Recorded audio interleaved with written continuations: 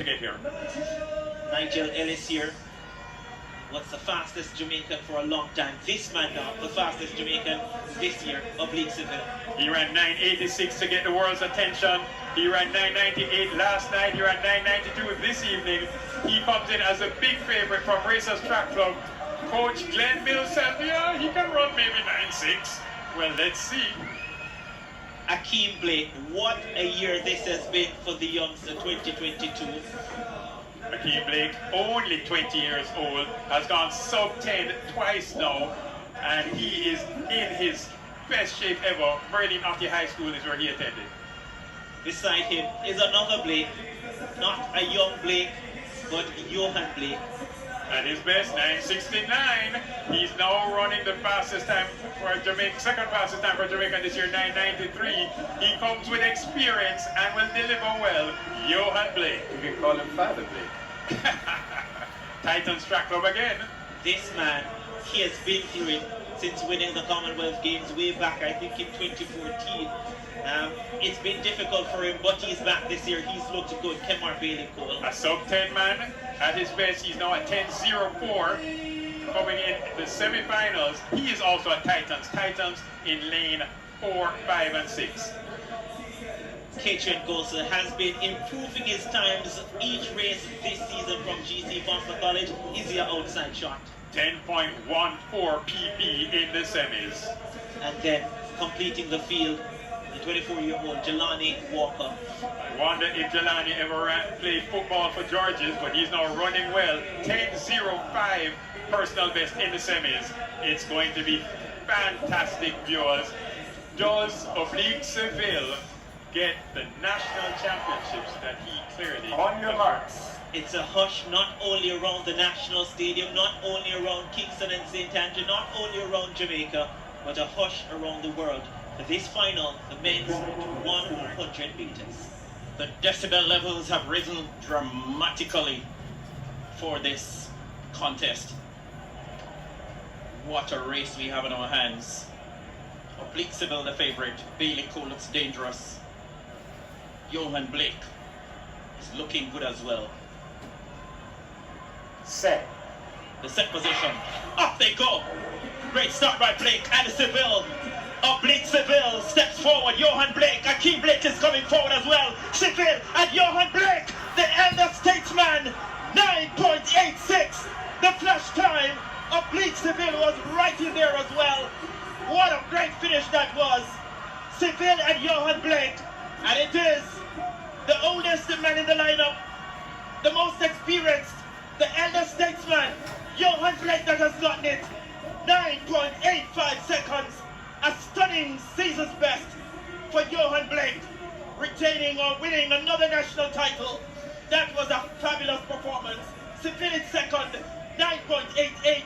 And in third, the younger Blake, Akeem Blake, settling for third in 9.93. Yeah, and new personal best for him as well. Off shot, Spencer. Look as if Akeem Blake has pulled. He's been surrounded by the medical officials. Not sure what happened. He's on the ground. Not going to call that. But Johan Blake, when was the last time Johan Blake would have run 9.85 seconds?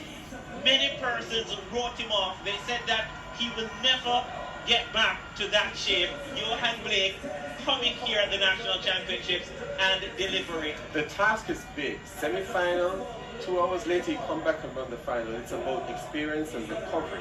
How do you recover from running hard in the semi-final and return to produce a good performance? I felt this morning in conversation with persons that Blake seemed to be the most experienced person with that particular activity. And of course, his own business, bringing everything together. The best start, Johan Blake, experience over youth. The two youngsters, Seville in lane number 4 and Akeem Blake in lane number 5. And when Seville challenged him, and I have to tell you, Seville ran a spectacular time, Blake kept going. The experience, he's been a world champion, Olympic silver medals in this event. 1, 2, 3, fantastic running. Akeem Blake out third and finished third, but Johan Blake would not be denied this run. Seville running well, gets his second sub 9.9 in a 9.88 performance, but Johan Blake now running into the second fastest time in the world for 2022. You want all your strides to be straight. Akeem Blake has a couple side-to-side steps there, some things to work on, and of course, this is great sprinting. They're all wearing 9 on their numbers, but of course, it was 9.85. The 2022 Jamaican National Championships delivered an electrifying men's 100-meter final, showcasing the country's premier sprinting talent. At the center of attention was Oblique Seville, a rising star who had clocked an impressive 9.86 seconds earlier in the season, positioning himself as a major contender. Also lining up were the promising Akeem Blake and the seasoned Johan Blake, a former world champion aiming to prove he could still perform at an elite level. As the race began, it was clear that experience would play a pivotal role. Seville launched out of the blocks with authority, establishing an early lead, while Johan Blake relied on his veteran composure to stay in contention. Akeem Blake held firm as well, keeping pace with the frontrunners. However, in the final stretch, Johan Blake's trademark finishing power kicked in. He surged ahead in the closing meters, winning with a season-best time of 9.85 seconds, his fastest mark in years. Seville secured second place with a strong 9.88 finish, adding another sub-10 to his growing resume. Akeem Blake completed the podium with a personal best of 9.93 seconds. Beyond the times, the race was meaningful for what it represented. Johan Blake's resurgence in the national sprinting scene. Many had questioned whether he could return to top form after injury setbacks, but this performance confirmed he still had world-class capabilities. This race also underscored the strength of Jamaica's upcoming sprinters. Both Seville and Akeem Blake, still in their early 20s, demonstrated that the future of Jamaican sprinting is in good hands. Seville, especially, has emerged as a potential successor to Usain Bolt, with his consistency in sub-10-second races showing great promise. Though he didn't win on this occasion, his performance reaffirmed his elite status. For Johan Blake, the win signified more than just another national title. It was a message to doubters that he still belongs among the sprinting elite.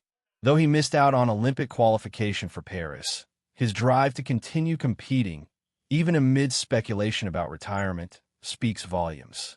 His blend of experience and determination, alongside the energy of younger talents like Seville and Blake, paints a bright picture for Jamaican sprinting. Looking ahead to the 2023 World Championships and Diamond League events, the key question is whether Johan Blake can sustain this momentum or if the next generation will seize control. No matter the outcome, his performance in the 2022 championships stands as a powerful reminder of endurance, competitive spirit, and the will to defy expectations.